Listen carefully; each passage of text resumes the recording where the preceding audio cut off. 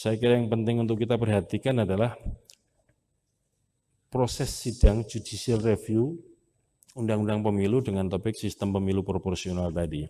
Mengapa ini perlu diperhatikan? Kalau kita baca pola-polanya Mahkamah Konstitusi itu bisa dibaca sebetulnya. Misalkan sebagai contoh, pendaftaran partai politik.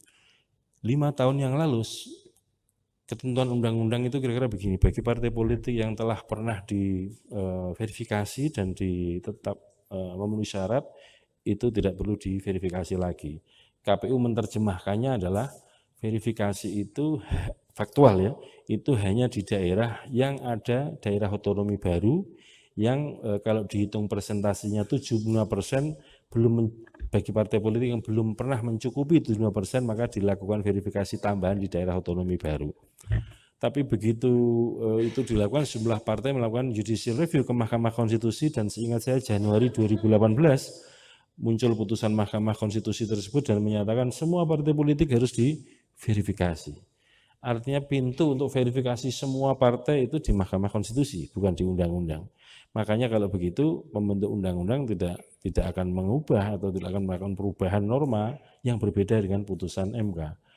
Tidak tahunya kemudian 2020 kemarin ada gugatan serupa yang putusan Mahkamah Konstitusi menyebutkan bahwa ada 3 kategori partai politik. Yang pertama partai politik peserta pemilu 2019 yang punya kursi di Senayan, itu dinyatakan perlakuannya adalah mendaftar dan verifikasi administrasi. Setelah itu selesai, tidak dilakukan verifikasi faktual.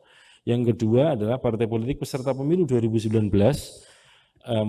yang tidak lolos PT atau tidak punya kursi di DPR RI, perlakuannya adalah mendaftar, verifikasi administrasi, bagi yang memenuhi syarat dilanjutkan dengan verifikasi faktual. Demikian juga kategori ketiga, partai baru, perlakuannya sama dengan kategori yang kedua. Saya kira kita ingat semua bahwa sistem pemilu kita proporsional terbuka dan itu sudah dimulai setidak-tidaknya ya, pemilu 2009 ya. Pemilu 2009 dan dimulainya berdasarkan putusan Mahkamah Konstitusi, bukan di undang-undang. Semula di undang-undang sistemnya proporsional tertutup dan dibuka oleh Mahkamah Konstitusi. Maka sejak itu pemilu 2014, 2019 pembentuk norma undang-undang juga tidak akan mengubah itu, karena kalau diubah menjadi tertutup kembali pasti diajukan judicial review lagi ke Mahkamah Konstitusi. Nah, dengan begitu kira-kira ya polanya, kalau yang membuka itu Mahkamah Konstitusi, ada kemungkinan yang menutup juga Mahkamah Konstitusi. Kalau dulu yang mewajibkan verifikasi faktual semua itu Mahkamah Konstitusi, kemudian yang verifikasi faktual hanya partai-partai kategori tertentu, itu juga Mahkamah Konstitusi. Jadi kira-kira bisa diprediksi atau enggak putusan Mahkamah Konstitusi ke depan? Ada kemungkinan, saya belum berani berspekulasi ya, ada kemungkinan kembali ke sistem proporsional daftar calon tertutup. Maka dengan begitu menjadi tidak relevan. Misalkan saya mau nyalon pasang gambar-gambar di pinggir jalan, menjadi nggak relevan karena namanya nggak muncul lagi di surat suara dan nggak akan nyoblos lagi nama-nama calon. Yang akan dicoblos hanya tanda gambar partai politik sebagai peserta pemilu. Sehingga dalam banyak diskusi sering kami sampaikan, kami berharap kita semua menahan diri untuk tidak pasang-pasang gambar dulu. Siapa tahu kemudian sistemnya kembali tertutup. Sudah lumayan kan belanja-belanja untuk pasang baliho, iklan-iklan, nggak tahunya namanya nggak muncul di surat suara. Jangankan di surat suara, katakanlah masih sistem proporsional daftar calon terbuka, kalau kemudian oleh partai nggak diloloskan, tidak jadi dinominasikan kepada KPU, pertanyaan buat apa bikin baliho-baliho.